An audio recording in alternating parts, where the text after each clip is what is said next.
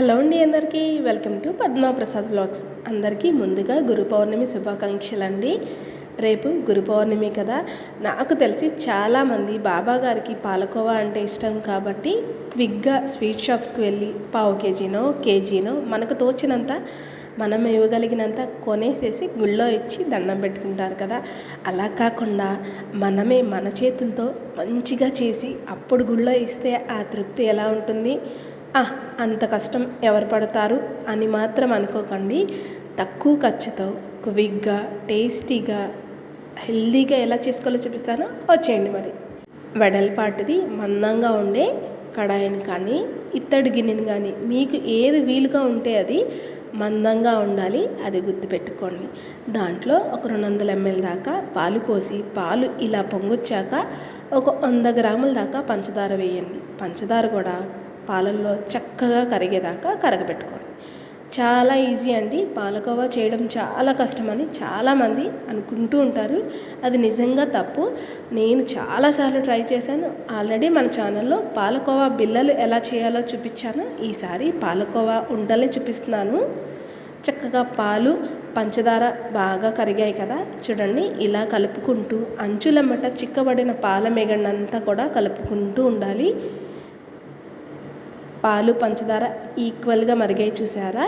ఇప్పుడు దీంట్లో మనం ఏ గ్లాస్తో అయితే పాలు వేసామో అదే గ్లాస్తో గ్లాసున్నర దాకా పాల పౌడర్ని వేసుకుంటున్నానండి. ఈ పాల పౌడర్ మనకి అన్ని సూపర్ మార్కెట్లోనూ అవైలబుల్గా ఉంటాయి కదా. ఇలా పాల పౌడర్ తెచ్చి మనం ఇంట్లో పెట్టుకుంటే మనకి తినాలన్నప్పుడు కూడా ఇలా ఈజీగా చేసుకోవచ్చు. చాలా హెల్దీ టేస్టీగా ఉండే రెసిపీ అండి ఇది. నాకు తెలిసి చాలా కాస్ట్ కూడా ఉంటుంది. అలాంటిది మనం ఇంట్లో చేసుకుంటే ఎంత బాగుంటుందో చెప్పండి. కొంచెం ఓపికగా పాలపిండి వేశాక ఎక్కడ ఉండలు లేకుండా కలుపుకుంటూ ఉండాలి. ఇంతే అండి. ఇందులో ఇంకా ఎటువంటి ఇంగ్రీడియంట్స్ వేయక్కర్లా. పంచదార పాలు మన అందరిళ్ళలోనూ ఉంటాయి. చేసుకోవాలి అన్నప్పుడు పాల పౌడర్ అదే అండి, పాలపిండి తెచ్చుకున్నామా అంతే, క్షణాల్లో చేసుకోవచ్చు. చేసుకోవడం కూడా పెద్ద కష్టం కాదండి. ఒక అరగంట లేదా 40 నిమిషాలు కష్టపడ్డామంటే మంచి టేస్టీ అయిన పాలకోవా మన చేతులతో చేసి పెడితే ఇంట్లో వాళ్ళు ఫిదా అయిపోవాల్సిందే. అవునా, నువ్వు చేసావా అని ఖచ్చితంగా అంటారు. ఇలా ట్రై చేసి చూడండి. ఒక 10 నిమిషాలు మాత్రం పాల పౌడర్ వేశాక ఇలా కలుపుతూ ఉంటే మీకు తెలుస్తుంది చిక్కదనం అనేది. మనం పాల పౌడర్ వేసినప్పుడు ఎంత పలుచగా ఉందో ఇప్పుడు చూడండి, కలుపుతూ ఉండే కొద్దీ చిక్కగా పడుతూ ఉంది కదా. ఇక్కడ మీరు తెలుసుకోవాల్సింది ఏంటంటే పాల పౌడర్ వేసిన కానండి పొయ్యి అనేది సిమ్లోనే పెట్టుకోవాలండి. మంట ఏమాత్రం హై ఫ్లేమ్లో పెట్టామా అడుగంటేస్తుంది. అది ఎంత మందంగా ఉండే గిన్నె అయినా సరే. చిక్కబడిపోయింది చూసారా. మొత్తం అంతా కూడా ఇలా ఈ ప్లేట్కి స్ప్రెడ్ చేసేసుకొని స్టవ్ ఆపేసేసి పొయ్యి మీద కాకుండా పక్కన పెట్టి ఒక పావు గంట అలా వదిలేస్తే మన పాలకోవా మిశ్రమం చక్కగా రెడీ అయిపోతుంది. అంటే కొంచెం గట్టిపడుతుందండి. మీరు చూసారా, కొంచెం గట్టిపడింది కదా. గోరువెచ్చగా ఉన్నప్పుడే ప్లేట్ నుండి కొంచెం గట్టిగా ఉండే స్పూన్ కానీ గరిటెని కానీ తీసుకొని ఇలా ఈ మిశ్రమాన్ని మొత్తాన్ని కూడా దగ్గరగా ఉండలాగా చేసేసుకుందాం.